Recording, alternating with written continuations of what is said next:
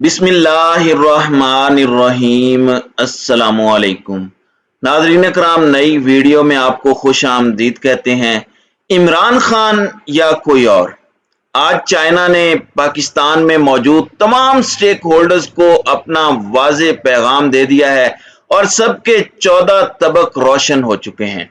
चीनी वजारत खारजा और चीन के आला तरीन ओहदेदारों के बयानात ने न सिर्फ हलचल मचा दी है, बल्कि इस वक्त इम्पोर्टेड हुकूमत के हवाले से कुछ बड़ी अहम तरीन डेवलपमेंट्स हैं जो आपके सामने रखनी है। और एक जानिब तो पाकिस्तान के अंदर मौजूदा पूरा सिस्टम, पूरा निज़ाम और ये इम्पोर्टेड हुकूमत जो पाकिस्तान में इंस्टॉल की गई रजीम चेंज ऑपरेशन के तहत, ये इक़्तिदार से चिमटे रहने और इमरान खान को माइनस रखने के लिए हर हद तक जाने के लिए तैयार हैं।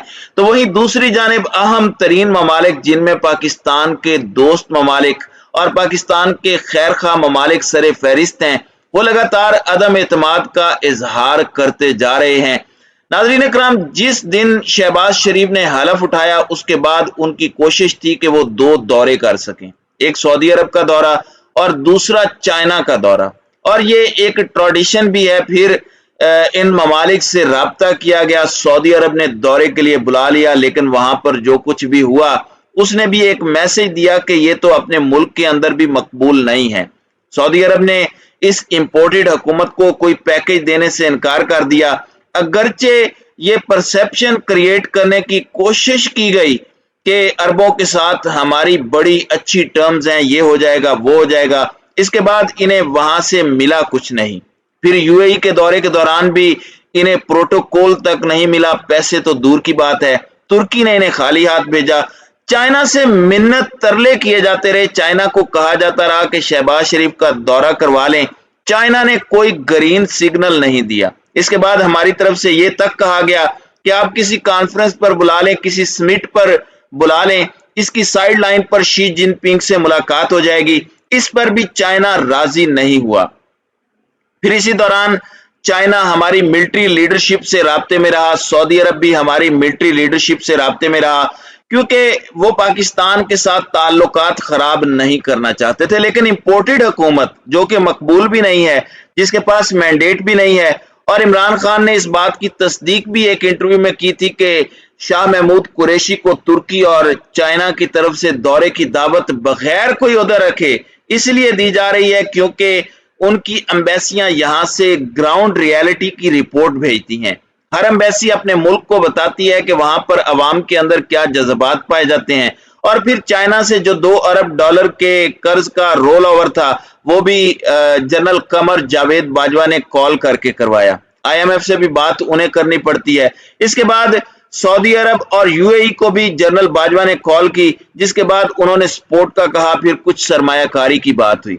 लेकिन इस सब सूरत हाल में दो ममालिक ऐसे हैं जो रजीम चेंज ऑपरेशन की वजह से पहले दिन से लेकर आज के दिन तक बड़े परेशान नजर आ रहे हैं। एक है रशिया, और रशियन मीडिया ने जिस तरह से इमरान खान की कवरेज की, और रशिया के सरकारी मीडिया रशिया टुडे ने इमरान खान के हवाले से कहा कि ये अनडिफीटेबल है, अनस्टॉपेबल है। दूसरा है चाइना।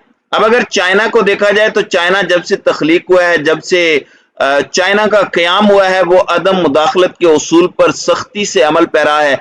वो किसी मुल्क के मामलात के अंदर मुदाखलत नहीं करता। वो किसी मुल्क के अंदर अपने पपिट्स इंस्टॉल करने पर यकीन नहीं करता। वो किसी मुल्क के अंदर फौजें उतारने पर यकीन नहीं रखता।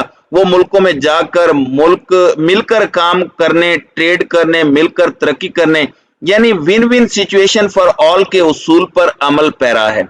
और मुदाखलत चाइना की फॉरेन पॉलिसी में बिल्कुल नहीं है। लेकिन ये बात निहायत तवज्जो तलब है कि रजीम चेंज ऑपरेशन के बाद किस तरह चाइना ने पाकिस्तानी सियासत के हवाले से इशारे दिए हैं जो इस बात के गम्माज हैं कि चाइना कितना परेशान है। चाइना खुद मुदाखलत नहीं करता, लेकिन अपने दोस्त ममालिक में वेस्ट की मुदाखलत पर बोलता रहा। अभी रिसेंटली चीनी वजीर खारजा की स्टेटमेंट देख लें, ऐसा लग रहा था कि सीधा वो हमसे मुखातिब हैं कि जी एशिया के अंदर, साउथ एशिया और जो हमारे ममालिक हैं वो वेस्ट के इन्फ्लुएंस में हैं, वो आलमी ताकतों के इन्फ्लुएंस में ना रहें, वो अपने काम करें, वो अपने मामलात को ठीक तरीके से लेकर चलें। اور یہ وہ تمام تر چیزیں ہیں جنہوں نے گراؤنڈز بنائی ہیں، جنہوں نے بیک ٹو بیک پرسیپشن بنائی ہے کہ چین پریشان ہے اس رجیم سے۔ اگرچہ یہ الزام لگاتے رہے کہ عمران خان نے سی پیک کا بیڑا غرق کر دیا، مولانا فضل الرحمان نے یہاں تک کہا کہ مشرق وسطی کے کچھ ممالک سے خان کو پیسے دیے گئے سی پیک کو رول اوور کرنے کے لیے۔ اگرچہ خان صاحب کو آفر کی گئی لیکن خان صاحب نے قبول نہیں کی، فنڈنگ کا کہا گیا پاکستان تحریک انصاف کو۔ تو یہ تمام تر چیزیں ہوتی رہی ہیں، یہ سب کو نظر آتی رہی ہیں، لیکن اب ایسا لگ رہا ہے کہ چائنا آفیشلی بھی اظہار کر رہا ہے۔ دیکھیں، چائنا کے اپنے عہدیداران بڑے امپورٹنٹ ہیں، اور چائنا کے جتنے عہدیداران ہیں جو ان کی فارن منسٹری سے تعلق رکھتے ہیں اور ان کے جو کونسل جنرل ہیں، وہ مختلف قسم کے اقدامات کر رہے ہیں۔ جو پاکستان کے اندر ان کے سفارت خانے موجود ہیں، وہ ایک طرح کی اب انڈائریکٹ نہیں بلکہ ڈائریکٹ سٹیٹمنٹس دینے پر اتر آئے ہیں۔ اب مولانا طارق جمیل کو دیکھیے، وہ پاکستان کا ایک ایسا اثاثہ ہے جنہوں نے ہمیشہ امن اور محبت کی بات کی ہے، جنہوں نے دین اسلام کی بات کی ہے، اور اس سب کے اندر مولانا کو بہت سے شر پسند عناصر ہدف تنقید بھی بناتے رہے، عجیب و غریب چیزیں اس سے پہلے بھی آتی رہیں۔ مولانا طارق جمیل نے کل ایک انٹرویو بھی دیا، اور اس انٹرویو کے اندر، اس بیان کے اندر ڈائریکٹ انہوں نے یہ بات کہی کہ ہم تبلیغی جماعت والے سیاست میں نہیں آتے، ہم سیاست پر بات نہیں کرتے، لیکن میں ایک پاکستانی شہری ہوں، میں ایک دین کا طالب علم ہوں۔